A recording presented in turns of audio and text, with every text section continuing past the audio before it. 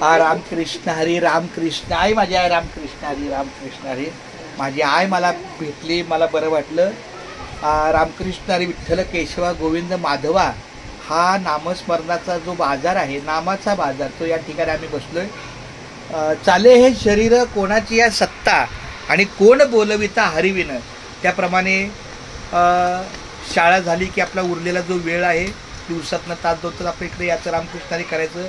आज मी माझ्या आईला घेऊन आलो, बरं चला तेवढंच एक समाधान. तिचं पण काही घरगुती कामं असतील वैयक्तिक काही स्वरूपातली, पण मला आता रामकृष्ण हरी. उद्या रविवार आहे, सोमवारी माझ्या दीपालीचा बड्डे आहे आणि अपूर्वाच्या पण पायाची जरा अडचण येते. ह्या सगळी कारणं वगैरे जोडून माझ्या आईला मी घेऊन आलो. खूप छान बरं वाटलं.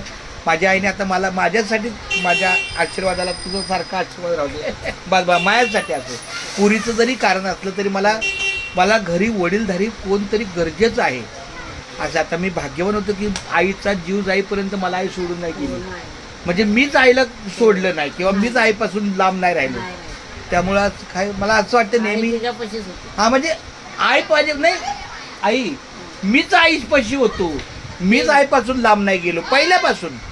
पहिल्यापासून मी आईपासून लांब गेलो ना, म्हणजे शेवट केला. पण हरकत नाही, पण मी नाही आईपासून लांब गेलो.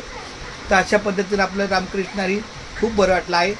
असंच मला तू आशीर्वाद सतत द्यायला यावं. हे माझ्या विठ्ठल रुक्माई, एका बाजूला विठ्ठल रुक्माई आहे, एका बाजूला हे माझे माऊली आहे रामकृष्ण हरी. हे राम कृष्ण आणि हरी अशा शब्दाचं ते. आणि आपण आपलं हे दिंडीत सामान आपलं असं मी आपला जगत असतो आहे. सकाळी 6 वाजता उठतो, आता कधी कधी 2ला उठतो, की जेव्हा जागेल तो मी उठतो, इथे येतो, रामकृष्ण हरी करतो. ताई तुला कसं वाटते रामकृष्ण हरी? रामकृष्ण हरी रामकृष्ण रामकृष्ण हरी.